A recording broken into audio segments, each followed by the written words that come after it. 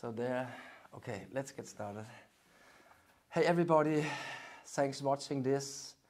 Please take you the time to listen to this video all the way through because I'm here together with Maria and you have to say your last name as well. I'm Maria Fedoryak from Chernivtsi, from Ukraine. Exactly. And we know each other from beekeeping, actually since maybe 2008. Yeah. We started doing monitoring work on winter losses all over Europe.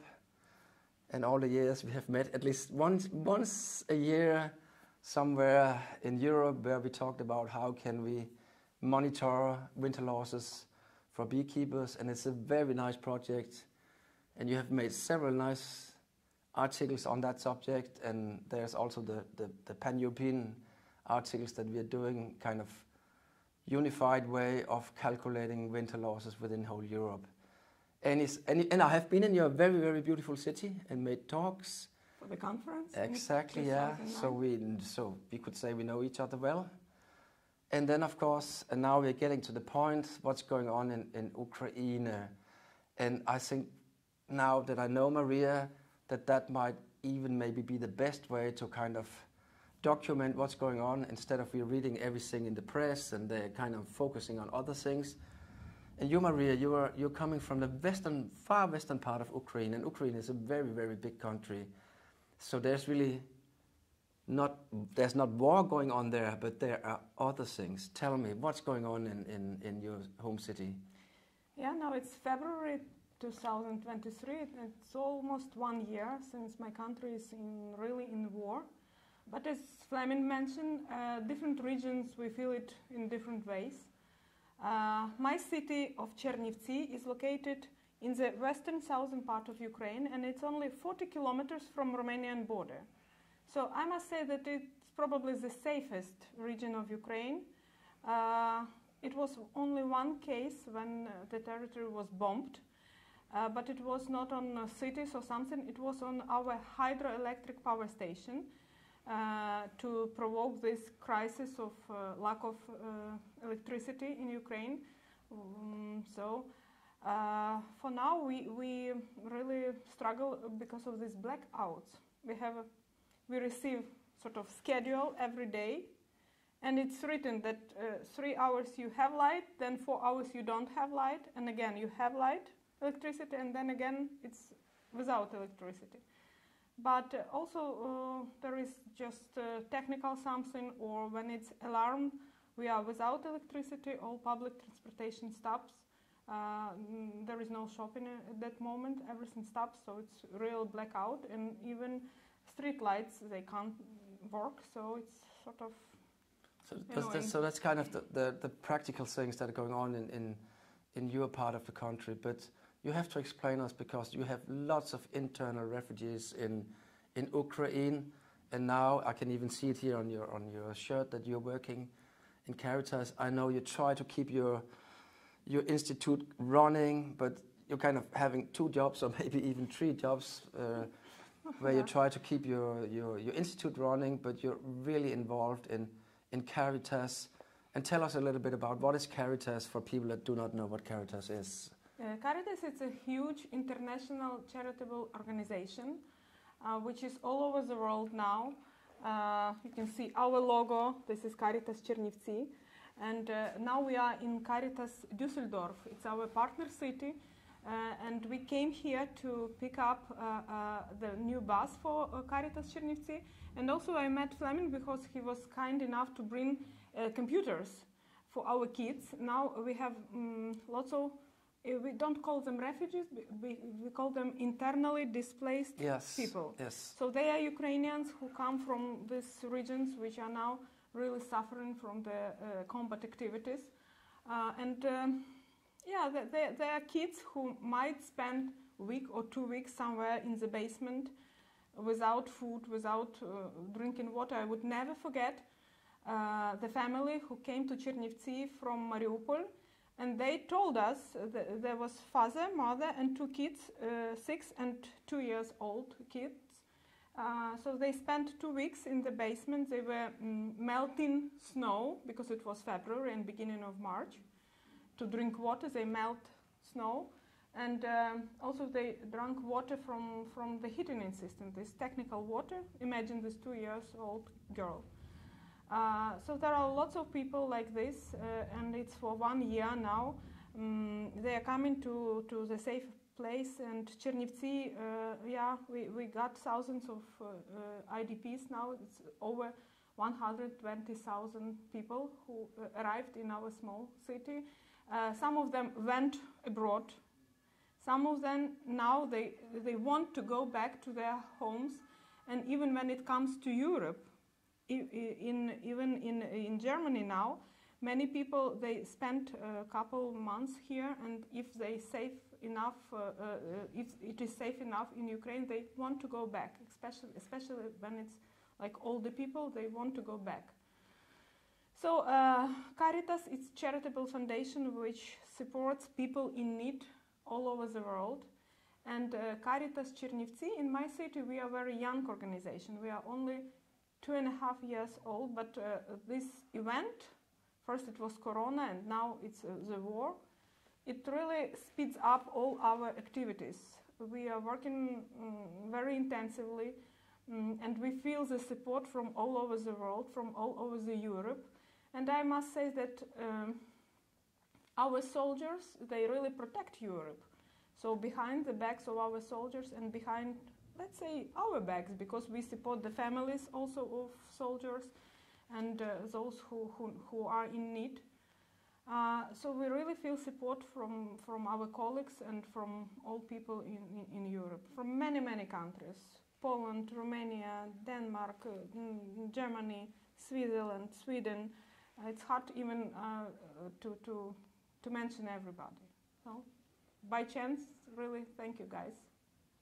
Hopefully there's lots of support out there, and I think it's very important that now it has been going on for 1 year, that we as Western European ones do not kind of forget what's going on there, because it's very, very devastating, and I feel broken inside that there is a war going on within Europe. It's unbelievable, actually. Yeah, people are dying every day, and the hospitals are also very occupied in our region. But Caritas, it's a humanitarian organization. We do not work with military people. We just provide civilians with the help. But I just want to mention that, yeah, it's a long, long time now, and everybody is tired. I know maybe Europe is also tired, but inside it's really somehow, first months everybody worked, and it was a high level of adrenaline, I call it. I'm a biologist, so I know how it works. But now it just, many of us, we really combine various activities. For instance, I'm head of the department, and I have students, I have my lectures, I have my scientific activities, and recently I got a huge grant together with colleagues from Germany and other countries. But still, when you realize that this is a real war and people are dying and struggling, you feel that these activities, these humanitarian activities, are more important. So we really work hard to make the victory as fast as possible. And that's what you're doing. So you try to take care of your institute, and then you go back to Caritas, and there since you are, I say, an academic, you're good at writing, you can English, that you are making all those applications and try to organize all this help aid that you have, which is mainly with kids that you're working. Well, we have various projects. First of all, we have this, let's say, emergency aid, emergency appeal. When people arrive from nowhere and they simply come, these mothers with 1 or 2 bags and with 1 or 2 or 3 kids. So first of all, we were working hard to provide them simply with food, with kits of hygiene products. This is one big direction to distribute this humanitarian aid, and it comes from Caritas Ukraine through Caritas International, and also directly from donors like Caritas Düsseldorf, our partner city. So this is one direction. The other direction, it's a big deal with the kids. These kids from Mariupol, from Kharkiv, from Zaporizhia, they have no friends. They arrive in new territories. So we try to support them. There is a friendly spaces for the kids, so they attend, they play together, they do some performances. And for teenagers who are maybe not that much interested in playing, we got a beautiful project from the Embassy of Finland on ecological education. So my department, we are professional ecologists and also we are pedagogic, so we decided that we need also to contribute to this ecological education for the kids. Also we have projects like to support people with medicinal products. There are many people who simply cannot afford to buy painkillers or other medicine drugs which are needed for their health, so that they are really simply struggling. Those people with cancer or with other chronic disease. So there was a project again from the Embassy of Finland, and now Caritas Korea supported this program to people come and with their recipes, and we can support them to buy medicines. Also, there is a huge informational support, so we provide people with the information. So we settle some people in shelters. Also, we help them with documents which could be lost somewhere, or just they didn't get access to their houses. They just simply went to these evacuational trains or buses and arrive without anything. So they need support as a lawyer support. Maybe I'm not the best word, but informational support, psychological support. We have psychologists for both for kids and adults to help them to assimilate in our communities. So what's very important in my life is to understand that how important it is that we especially take care of the kids, because they're the future of Ukraine, you could say, and if they're coming from those war zones where people are dying, maybe one of their parents are dead, or they see dead people or something like that. I mean, it's a huge challenge to kind of to get them through what is actually happening in Ukraine at the moment. And that's why I brought the computers from our Farmers Association there, and we hope that they can be used at least for some of the kids. Yeah. Can anybody imagine in Western Europe or in Denmark that a kid does not have a computer, or at least two computers that they're sitting there and they're working with? So. Yeah, so, many people, because the cities are crowded enough, so many people, they simply go to villages, to our parishes, church, that they take care of them. And in a small village, it might be even no computers. So it would be nice. I'm dreaming that we will bring these computers from Denmark, from my IT company, and we will make some sort of computer class, and the kids will come there and do their home tasks and maybe simply play there. I mean, just to kind of put it, the whole thing in proportion, you said there's more than 120,000 since the beginning of the war. Since the beginning. And how many inhabitants do you actually have in your city? The official data is 250,000 people, but this over 100,000 who came, they simply go further to Romania, to Poland, to I don't know, to England, to Scotland somehow. So it's a whole statistics how many people arrived in Chernivtsi, and then they do their own way. And probably you do not know the exact number. No, I can't No, say okay. so. And when I realized, because Maria was in Copenhagen for, was it 12 hours or something like that, where you were visiting me, and Caritas Denmark. Yeah, and we had to visit Caritas Denmark, and she wanted to see churches and everything, and there we saw a church for homeless Danish people, actually. Yeah. And you were very interested, and we had a very, very nice talk with those people there, where homeless people, they could come into the church in the evening, and then they kind of get the space between two benches, and they had their mattresses and so on. And there I realized how, I don't know, I all the time knew that it's very serious in Ukraine, but as soon as you start to looking on how can you host people that probably maybe the churches, and there are lots of churches in Ukraine, I have to say, so they also kind of be a part of this, hosting all those people that are coming from all those bad places in Ukraine. Next to the churches in Ukraine, there is it's called parish house, where the priest can live, and also there are rooms for all the activities of the communities. Now, most of them just are given to people. So these eternal displaced people, they live there. So Internal displaced people. It's Is a special what you're working with there. IDPs. It's IDPs, an abbreviation which is everywhere now. And just tell me now, I went down with computers to you here in Düsseldorf. That's where we are right at the moment at Caritas in Düsseldorf. And Caritas Düsseldorf donated a bus for you? Yes, it's a beautiful bus. It's the second one. And we came with 2 drivers via airplane.